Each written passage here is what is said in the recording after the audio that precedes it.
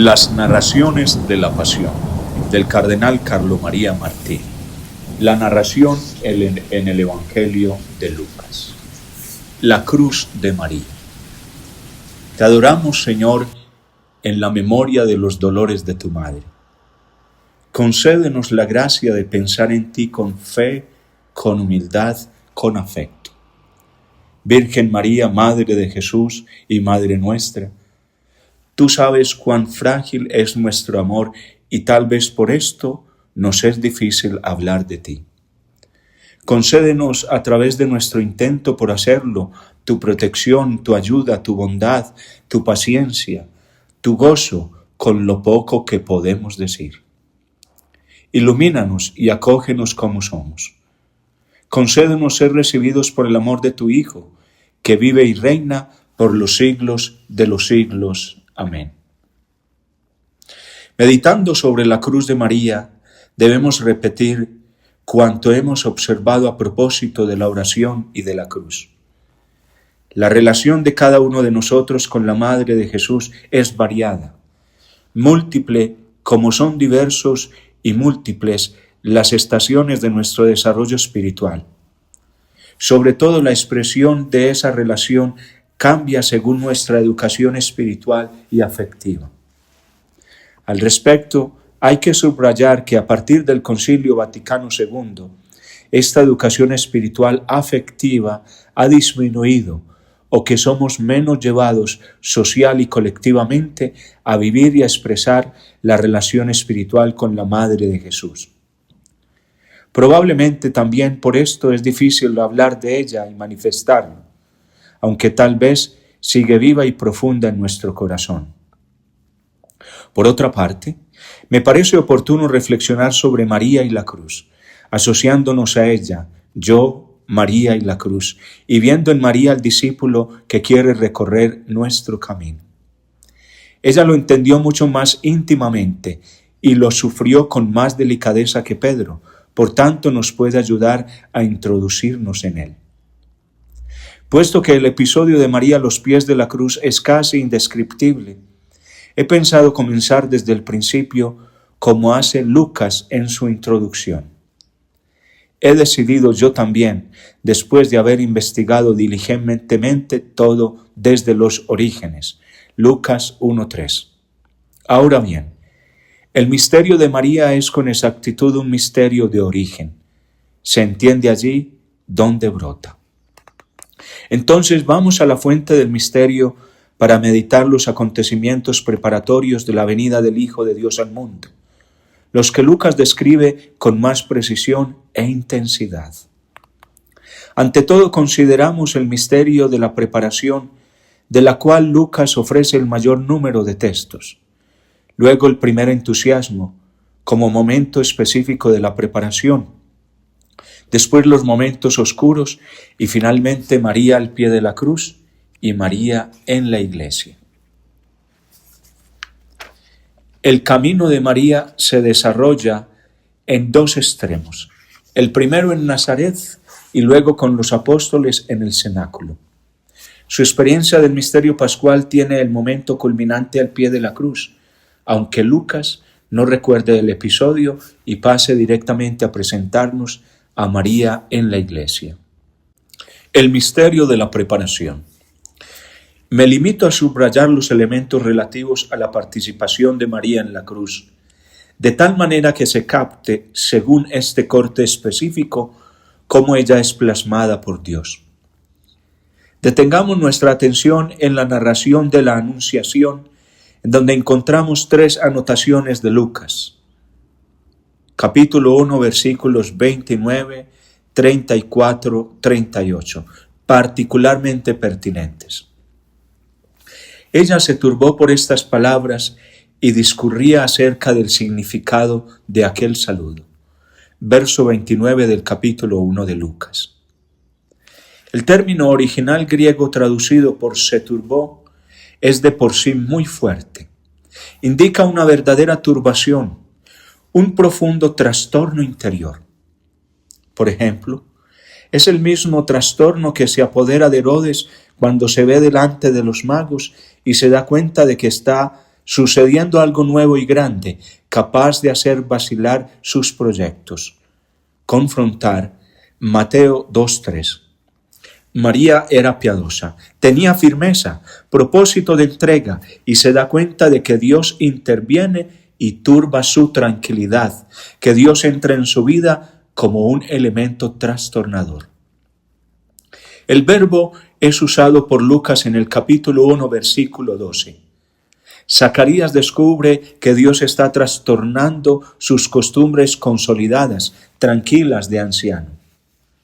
Otro caso típico lo encontramos en Mateo 14:26, cuando Jesús camina sobre las aguas y los discípulos se asustan al verlo. ¿Qué sucede en María que se pregunta cuál será la intervención del poder de Dios? El verbo se preguntaba indica casi una discusión interior, una profunda reflexión. Sabe que es peligroso ser tocados por ese poder, sabe que la suerte de quien es alcanzado por él cambia, como la suerte de Jeremías y de los otros profetas.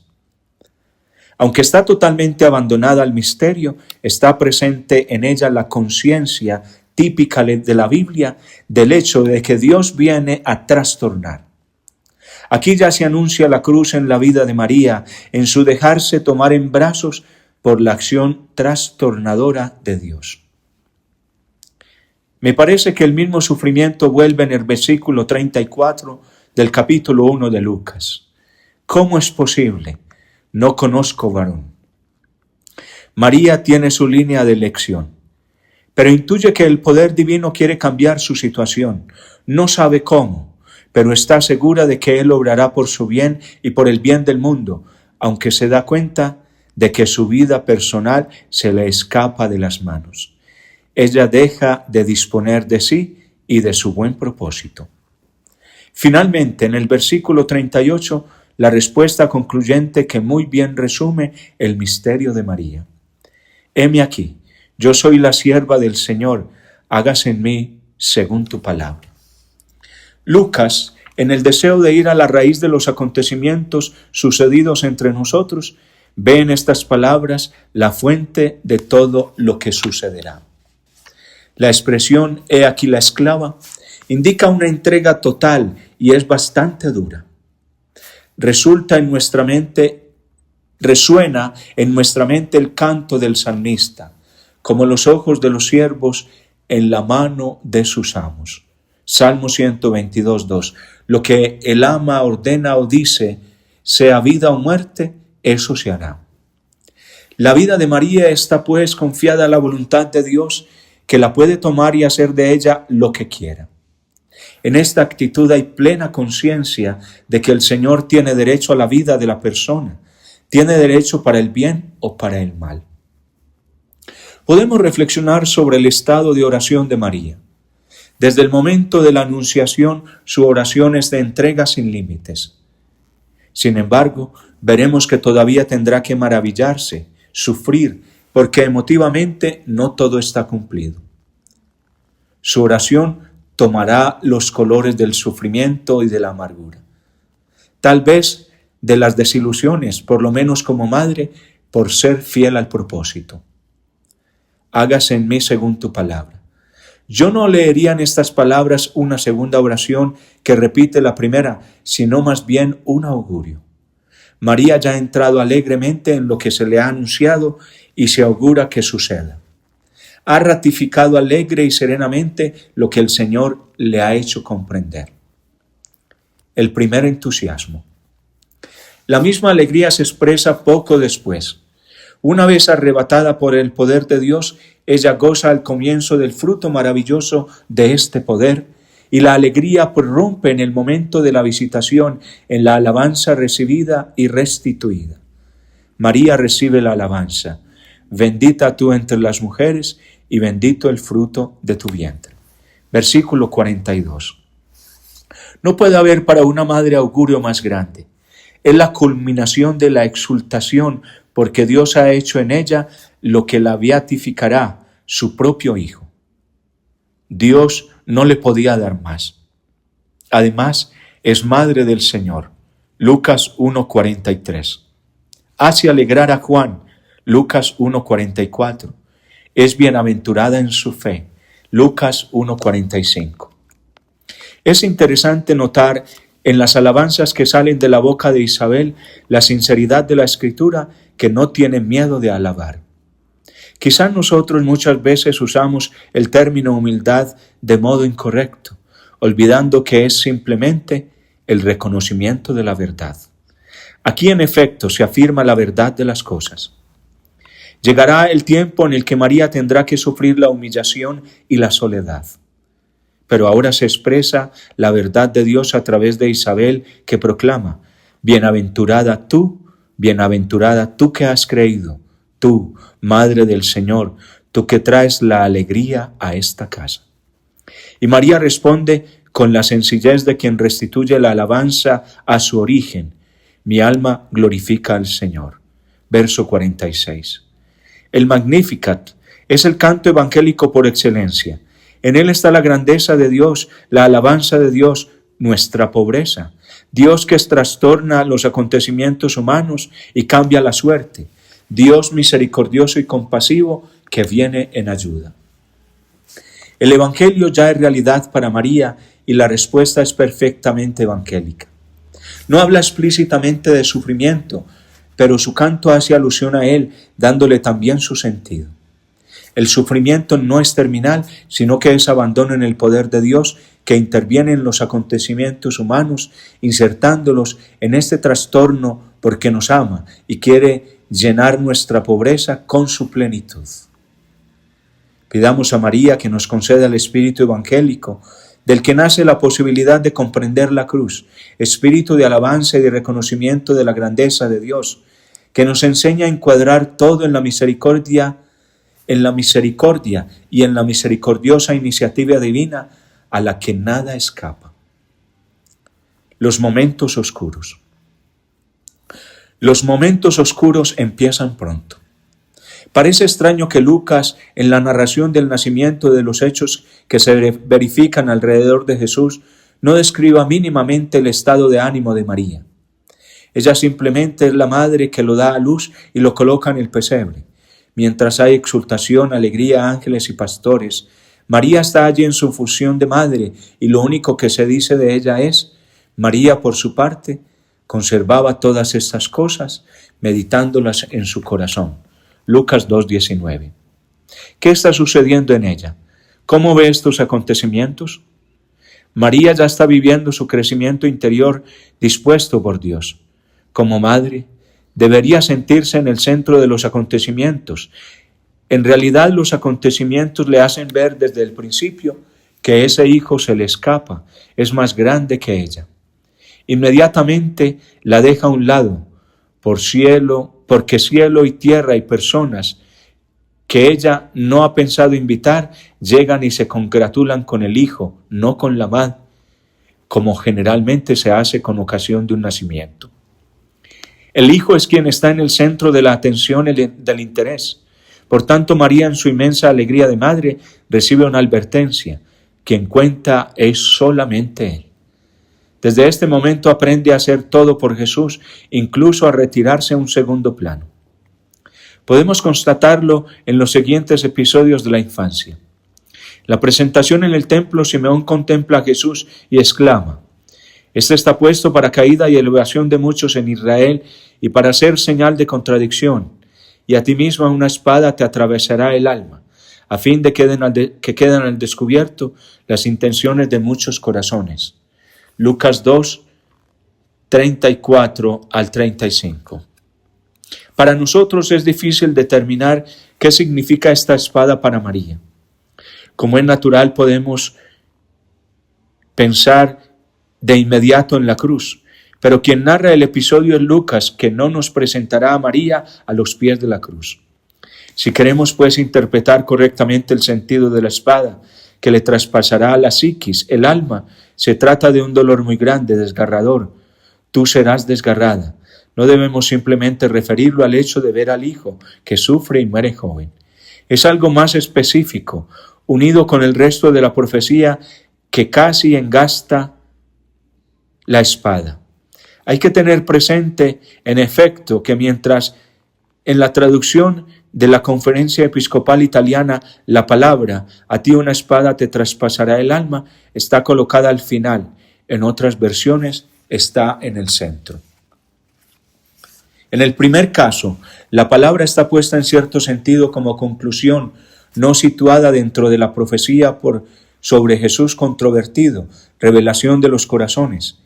Pero si tenemos en cuenta la diversidad señalada, la espada que traspasará el corazón de María quiere significar su participación íntima con Jesús, el ver al propio Hijo, blanco de contradicciones y rechazo, el verlo en medio de las ambigüedades y el sentirse lacerada por el sufrimiento del Mesías. María participará pues directamente en el sufrimiento de Jesús y estará involucrada en su vida atormentada. Lo verá combatido por muchas personas que al principio parecían buenas, como los pastores, y sufrirá por el hecho de que como Mesías será rechazado por los jefes del pueblo. Se vislumbra la vida de la madre estrechamente unida al misterio de Jesús y de sus sufrimientos y al mismo tiempo desde fuera, porque es incapaz de ponerle remedio.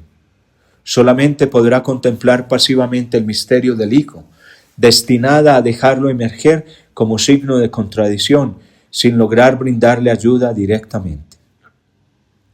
Esto aparece más claramente en el episodio de Jesús a los 12 años, en el templo del que quiero comentar sobre todo una palabra. He aquí que tu padre y yo angustiados te buscábamos. Lucas 2:48. En realidad no se trata de simple angustia o de ansiedad. Es mucho más. Es el vocablo que expresa el doloroso sufrimiento del rico en el infierno. Esta llama me tortura. Lucas 16:24. El mismo usado por Pablo en la carta a los Romanos. Tengo en el corazón un gran dolor y un sufrimiento continuo. Romanos 9:2. ¿Cuál es, pues, el dolor de María durante los 3 días en busca de Jesús? Es una serie de sufrimientos, el de la madre que ha perdido al hijo, el de la persona al que se ha confiado la responsabilidad de Jesús y se da cuenta de haber fracasado, aún más el de la actitud natural de una madre que se encuentra ante una gran desilusión. El hijo que creía poseer, tener cerca, se me escapa y ni siquiera acepta participar de mi dolor y excusarse. Es un momento muy doloroso para María en el cual comprende cómo el abandono completo a la palabra de Dios la ha llevado a una condición imprevista respecto de Jesús, a una situación casi de malentendido, de distancia, en que el Hijo le habla con un lenguaje para ella incomprensible. También podemos reflexionar sobre los sentimientos de María cuando su hijo fue expulsado de Nazaret y humillado delante de toda la ciudad. Confrontar Lucas 4:29. Ve el fracaso de Jesús, vive el sufrimiento de no poder hacer nada por él y entiende que está llamada a aceptar pasivamente ese sufrimiento como manifestación de la fuerza mesiánica del amor de Jesús, es decir, se prepara para la cruz. Pero el golpe más duro para María, la prueba más grande antes de la cruz que le viene del mismo Jesús, la leemos en Lucas en el capítulo 8, versículos 19 y siguientes. Al describir el episodio, él es muy delicado. Contrario a Marcos, y explica simplemente que la madre y los hermanos no pueden llegar a Jesús debido a que hay demasiada gente. Por eso le mandan decir que están afuera y lo quieren encontrar. Pero Jesús no quiere verlos. Mi madre y mis hermanos son los que escuchan la palabra de Dios y la ponen en práctica. No podemos negar que es una palabra pesada, dura, rigurosa. Sin embargo, Jesús tiene corazón. Precisamente en el capítulo anterior, por ejemplo, se conmueve por la muerte del hijo único de una madre de Naín, Lucas 7:12.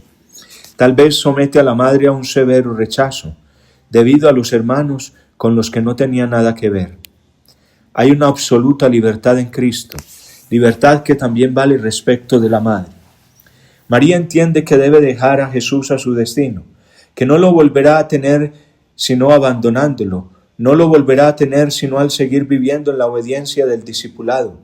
María es invitada a pasar, aunque teniendo del privilegio de ser una madre, por el camino del discipulado y de la escucha. María junto a la cruz, María en la iglesia. Es claro esto, que todo esto lo sabía y lo vivía, pero Jesús se lo repite a costa de desgarros emotivos. Así María continúa su participación en la vida pública de Jesús mediante la ausencia. Hay sí mujeres que lo siguen y que son mencionadas por Lucas al comienzo del capítulo 8. María no está entre ellas. Podemos fácilmente imaginar cómo habría vivido su papel de pasividad y de adoración de la voluntad de Dios, del sufrimiento desgarrador por el creciente fracaso del Hijo, que con lo que padeció experimentó la obediencia. Hebreos 5:8. Había sido obediente desde el comienzo, pero en su camino tiene todavía que aprender y amargamente a dejar que Dios haga su voluntad como quiere y a dejar que el Hijo haga su voluntad. Creo que esto ha sido parte de la espada de María. Ver al propio Hijo que se acerca al precipicio, al peligro extremo, a ser destrozado por los leones y al mismo tiempo ser sacada afuera sin poder intervenir. A diferencia de Pedro, María acepta su papel y tal vez esa aceptación es la razón por la cual Lucas, tan atento y profundo en recordar la raíz del consentimiento de María, la raíz de toda la obra de salvación, nos presenta a María a los pies de la cruz. Ella calla y Lucas calla sobre su presencia en el Calvario. Está el grupo de las mujeres, pero María no tiene un papel en sí.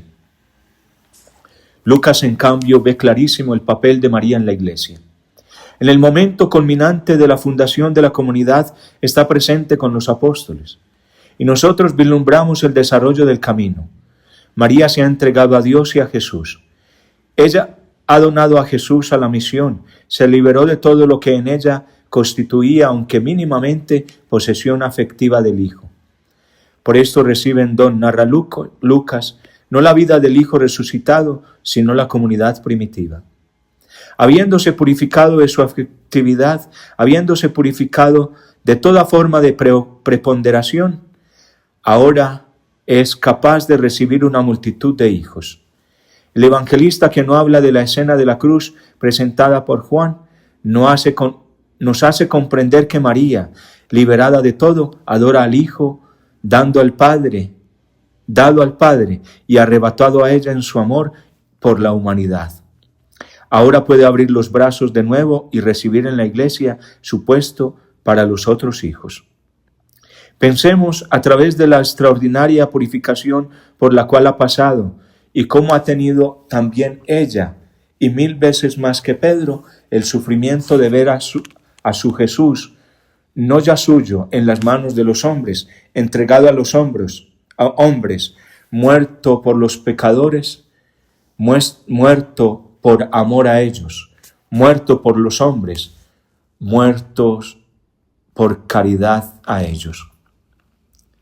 Finalmente quisiera reflexionar sobre la escena de Juan 19, 25 al 27, que ahora podemos comprender mejor.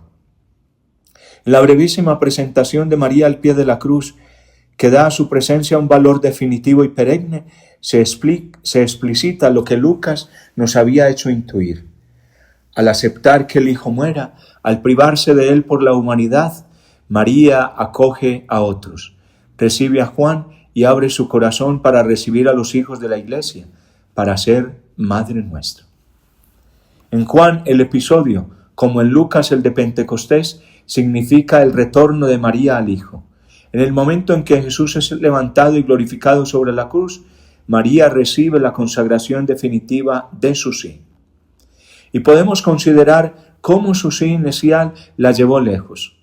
Qué extraordinario curso de acontecimientos interiores, imprevisibles para María.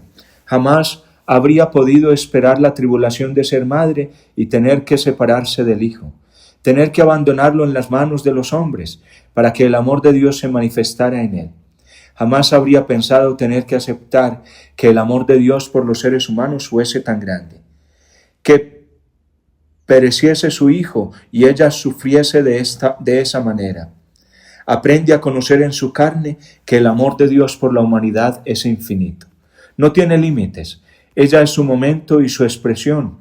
Por esto la veneramos como modelo capaz de introducirnos en aquel amor cuyo fuego ella experimentó. Oh María, delante de tu misterio, frente a los acontecimientos interiores tremendos que se realizaron en ti, nosotros estamos impotentes y mudos. Tú experimentaste la fuerza del amor de Dios por nosotros. Experimentaste personalmente en qué medida tu Hijo se abandonó en nuestras manos, alejándose de las tuyas. Experimentaste nuestra maldad para con él y participaste de su bondad, de su inerme entrega. Experimentaste su infinito poder de amor por nosotros, por cada hombre y por cada mujer de la tierra. Concédenos, por tu intercesión, experimentar la fuerza del amor de Cristo y aceptar como aceptaste tú, ser partícipes de su poderosa acción, aún previendo el abismo de afecto y de sufrimiento que esto puede conllevar. Concédenos no rebelarnos contra el desapego y la purificación que tu Hijo obra en nosotros. Desapego de nosotros mismos, de nuestras obras, de nuestras esperanzas, de nuestros proyectos. Así el amor de Dios podrá manifestarse libremente en nosotros y en los demás. Te pedimos, Madre de Jesús, un corazón sencillo, humilde, paciente, abandonado a Dios, capaz de difundir alrededor la aceptación filial del plan de Dios que transforma el mundo. Amén.